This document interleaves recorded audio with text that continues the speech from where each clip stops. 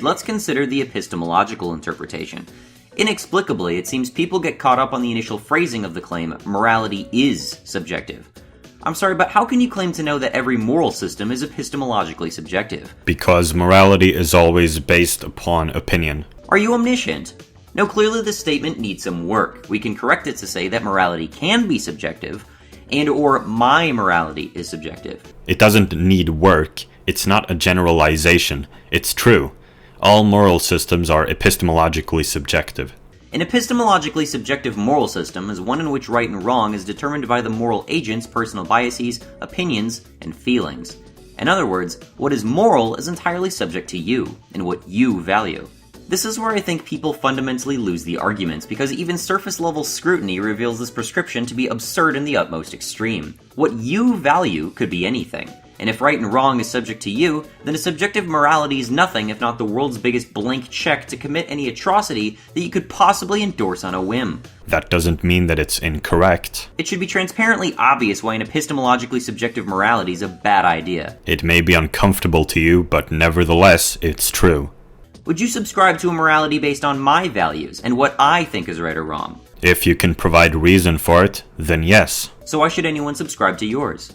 If I can provide reason for it, then maybe they'll want to. Now this is where people go, but I'm not asking anyone to subscribe to mine. No, this is where I'd go. I don't need to convince anyone of any moral system for objective morality to be incorrect. In my view, deploying the morality subjective arguments is worse than admitting you're wrong, because it conveys to me a dangerous negligence towards screening your beliefs. Subjective morals can be argued. I can screen my beliefs. Screening one's normative claims is not prevented by morality being subjective. I have a favorite analogy that I like to use to demonstrate this point. Suppose I present to you a spoon entirely out of context. Is the spoon good or bad? If your mind immediately wanders to what you can do with the spoon, you've just made my point. You must first impose context onto the spoon before you can determine its value. Now suppose I tasked you with the job of digging a grave. Is the spoon good or bad? Well, relative to ruining your hands, the spoon is an objective good insofar as it serves the purpose of digging graves. But now suppose I offer you a choice between a spoon and a shovel. Is the spoon good or bad? Clearly we must weight our value judgments proportional to the differential advantage that each option provides. A carriage may well have been a sublime means of travel a few centuries ago, but today it must compete with the motor vehicle. This isn't to say that we can't arrive at different conclusions by different premises, however. While a shovel may be optimal for digging a grave, it's certainly suboptimal for eating a bowl of cereal. None of this is objective. How can you substantiate that I should use the shovel for digging a grave? Because it's faster? Then you've made the subjective judgment that faster is better, hence you've made a subjective normative claim. How can you substantiate that I should use the car instead of the horses? Because it's faster? Then you've made the subjective judgment that faster is better, hence you've made a subjective normative claim. Why is a shovel suboptimal for eating cereal? Because it's big, heavy, doesn't fit well into your mouth? Then you've made the subjective judgment that eating easier is better, hence you've made a subjective normative claim. We all understand this basic concept of relative utility, but can we draw moral conclusions from this? I think it's safe to say that if you were to go out onto the street and randomly poll people on whether they found somebody's choice of eating utensil to be a question of morality, you would quite conclusively find unanimous disagreement. Understanding this to excise the well-being of someone making a personal choice, and provided we are leaving aside the otherwise unfounded claims of divine judgment, it should be apparent to all that morality is a concern for our behavior towards others, specifically, others who have values. You just used the argumentum ad populum fallacy. You declared morality to not be about personal choice because many people believe it. Now, before we conclude with our definition, allow me to call your mind back to an earlier part of the video where I said morality cannot be beholden to any one person. I hope I've made it abundantly clear by this point why this must be the case. Granting moral authority to any individual person would create a literal conflict of interest. A conflict of interest being bad is a subjective judgment. But everyone has different interests, you say. How can you satisfy one without infringing on another? You can't, which is why we must limit the scope of our moral systems, just as we must limit the scope of our legal systems, to that which is held most universally. You value your life, your health, your bodily autonomy, and I bet you wouldn't want to be a victim of theft, fraud, or violence.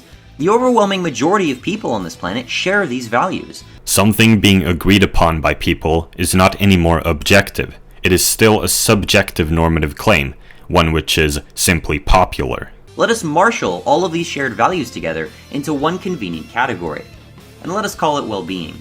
Valuing well-being is a subjective judgment. I believe we finally have our more comprehensive definition. Morality is the state or quality of being in conformity with a moral system. A moral system is a set of interpersonal behaviors which protect the well-being of sentient creatures by their observance. You have subjectively created this definition. Protecting the well-being of sentient creatures is a subjective judgment. It has taken us a while to get to this point, but only, I believe, because we have collectively bought into the morality subjective narrative and failed to draw parallels to legality, which at times seems only distinguishable from morality by name. Legality is also subjective. Which laws should exist is a subjective judgment.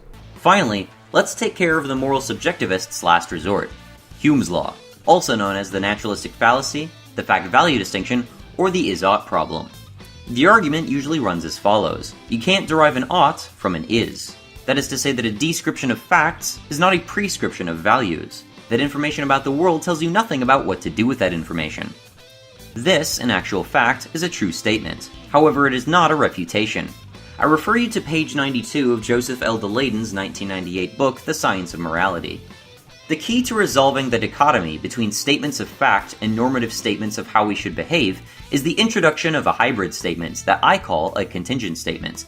A contingent statement is of the form, if we want X, then we must do Y. If we want to be happy, we must act in this manner. Such a statement doesn't say that we should be happy, but it does say that if we want to be happy, this is how we should behave. The kind of behavior most conducive to happiness can be investigated empirically, and therefore is the proper subject matter for science. It is implicit in the meta-ethical theory of Bentham and Mill. Moreover, despite his earlier insistence on the distinction between ethical sentiments and factual statements, in a later work Hume states that although moral sentiments offer some basis for ethical behavior, the question of morals can be resolved empirically, with a system of ethics founded solidly on fact and observation. Is this supposed to prove that morality is objective? I refer you to this part. Such a statement doesn't say we should be happy. Saying that we should be happy is a subjective normative claim. You heard that right. It's just that simple.